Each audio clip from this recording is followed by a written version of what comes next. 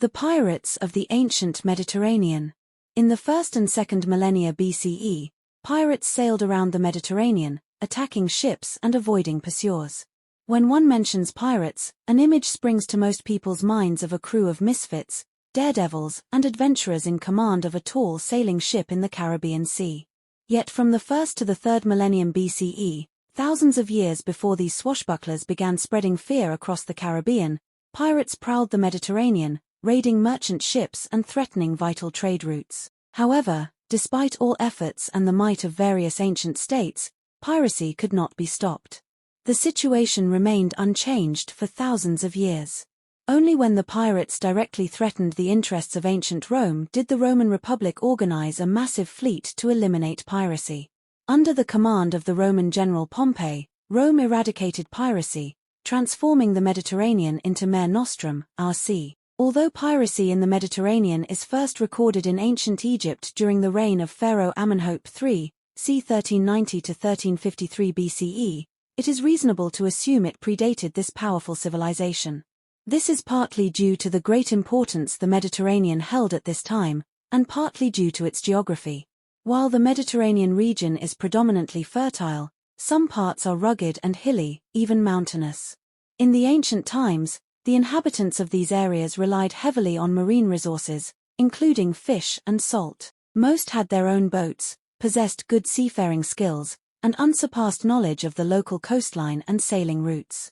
Thus, it is not surprising that during hardships, these men turned to piracy. Geography itself further benefited the pirates, with the numerous coves along the coast providing places for them to hide their boats and strike undetected.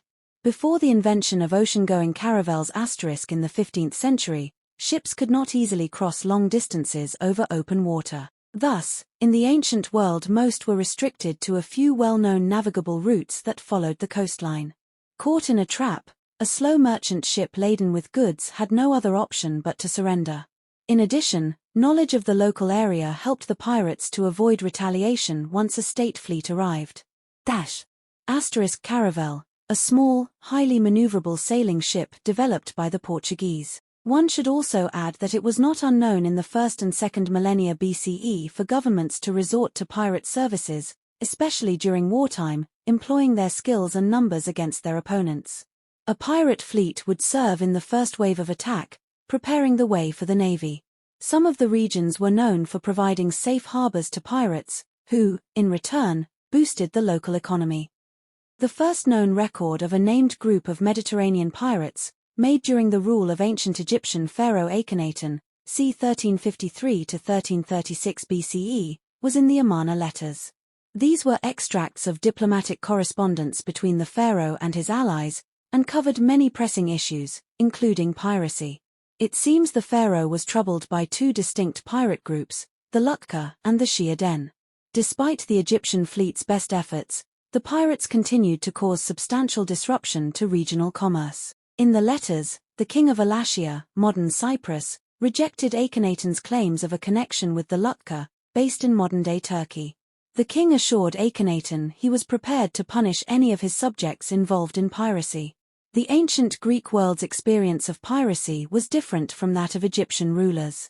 While Egypt's power was land-based, the ancient Greeks relied on the Mediterranean in almost all aspects of life, from trade to warfare. Interestingly, in his works The Iliad and the Odyssey, the ancient Greek writer Homer not only condones, but praises the lifestyle and actions of pirates. The opinion remained unchanged in the following centuries. The ancient Greek historian Thucydides, for instance, glorified pirates daring attacks on ships or even cities. For Greeks, piracy was a part of everyday life. Even high-ranking members of the state were not beyond engaging in such activities. According to the Greek orator Demosthenes, in 355 BCE, Athenian ambassadors made a detour from their official travel to capture a ship sailing from Egypt, taking the wealth found on board for themselves. The Greeks' liberal approach towards piracy does not mean they always tolerated it, but attempts to curtail piracy were hampered by the large number of pirates operating in the Mediterranean. The rising power of ancient Rome required the Roman Republic to deal with piracy in the Mediterranean. While piracy was a serious issue for the Republic, Rome profited greatly from its existence. Pirate raids provided a steady source of slaves, essential for Rome's agriculture and mining industries. But this arrangement could work only while the pirates left Roman interests alone. Pirate attacks on grain ships, which were essential to Roman citizens, led to angry voices in the Senate, demanding punishment of the culprits. Rome, however, did nothing, further encouraging piracy. By the 1st century BCE, emboldened pirates kidnapped prominent Roman dignitaries, asking for a large ransom to be paid. Their most famous hostage was none other than Julius Caesar, captured in 75 BCE. By now, Rome was well aware that pirates had outlived their usefulness. The time had come for concerted action. In 67 BCE, a new law granted Pompey vast funds to combat the Mediterranean menace. Taking personal command, Pompey divided the entire. By now, Rome was well aware that pirates had outlived their usefulness. The time had come for concerted action. In 67 BCE, a new law granted Pompey vast funds to combat the Mediterranean menace.